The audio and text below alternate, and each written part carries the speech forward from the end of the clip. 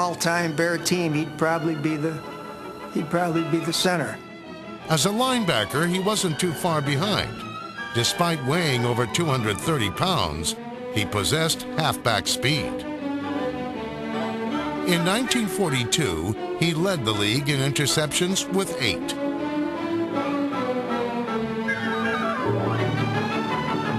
In 5 title games, he intercepted 4 passes. And in the 73-0 win in 1940, he returned one for a touchdown. Hall of Famer George Connor played 8 seasons for the Bears.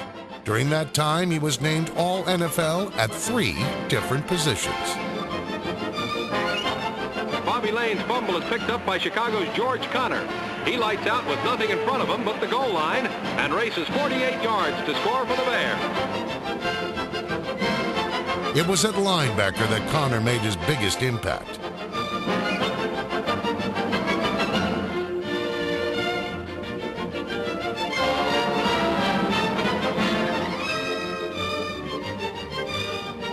He was known for having great instincts and was one of the first to read offensive keys to tip off whether the play was a pass or a run.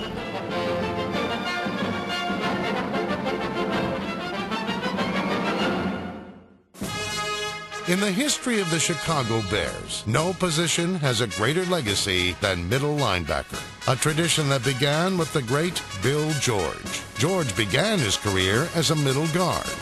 Bill George, in my estimation, was the finest football player that ever wore a football uniform. We could go into a 51 defense, Bill would get on the setter's nose, and beat him 9 times out of 10. A champion wrestler in college, he quickly established himself as one of the league's best tacklers.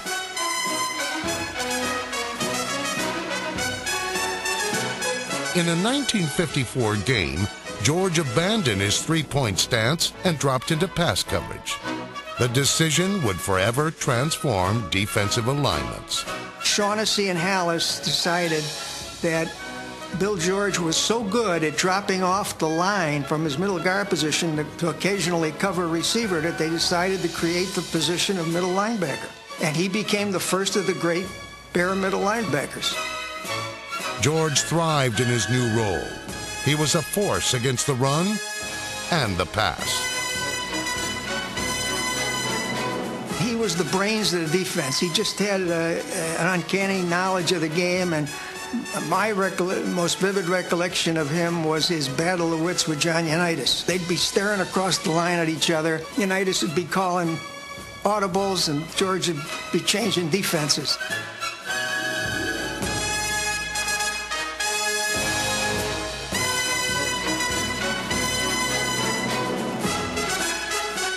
George got the best of Unitas and many others throughout his 14-year career in Chicago. In 1974, he was elected to the Hall of Fame. 24 years later, another Bears middle linebacker was enshrined in Canton, Mike Singletary. When Singletary first arrived with the Bears, he hardly had the look of an all-time great. He was a heavier player when he first came into the league.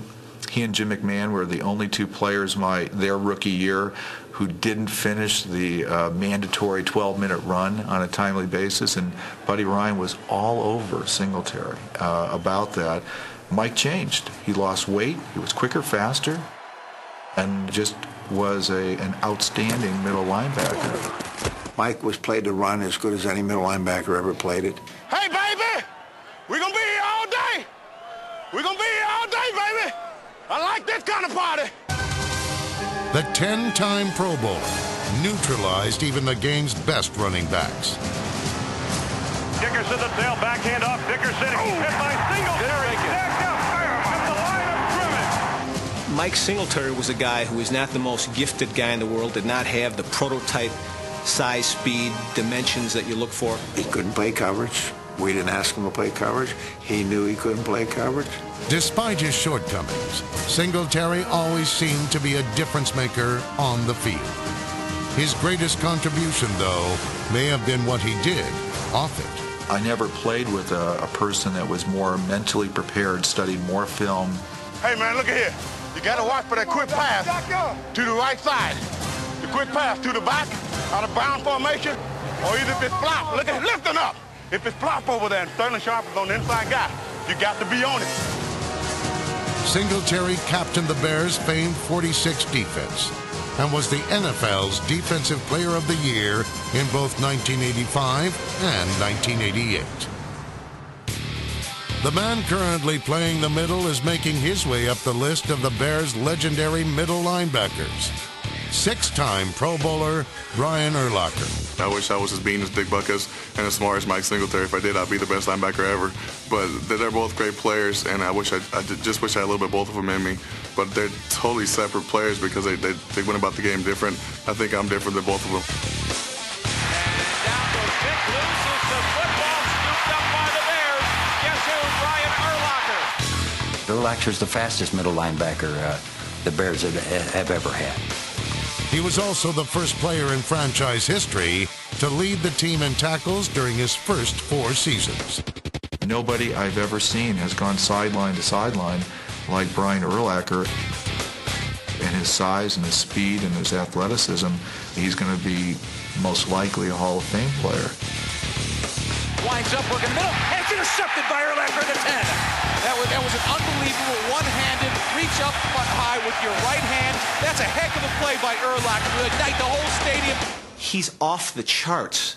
Big, fast, strong. Since his arrival in 2000, the Bears have twice led the league in fewest points allowed. For the past 6 seasons, Urlacher has benefited from the outside linebacker play of Lance Briggs. Bears coming on the blitz. Manning throws, right side caught. And the ball's out. Bears have it. To the 15, to the 10, it's Briggs to the 5, sniffer, end zone, touchdown. Briggs, in my opinion, every bit as good as Urlacher. Urlacher might argue that he's better. Favre goes back to throw. In trouble, gets it away. Picked up. This ball game is over. Lance Briggs, all he does is make plays, and he makes them all over the field. Gets a hold of Favre. Favre gets it away, though, while the pass is picked up. Lance Briggs down the left sideline. There's your turnover. He's the perfect weak side linebacker in the Tampa 2 scheme because he's instinctive, he's fast, and he knows how to tackle. Briggs has made the Pro Bowl 4 times and is the first linebacker in NFL history to return an interception for a touchdown in each of his first 3 seasons. For our all-time starting 11 defense, our 2 outside linebackers are 2 stars from the 1985 Super Bowl champion team, Otis Wilson and Wilber Marshall. Nothing Otis Wilson did was subtle. His hits were big, and he talked a big game as well. Sometimes I'd kind of like, oh, I can't believe he said that.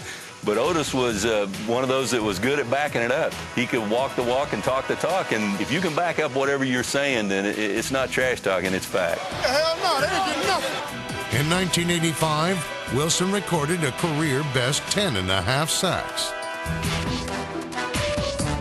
Opposing quarterbacks might not remember his hits, but 20 years later, his teammates still do.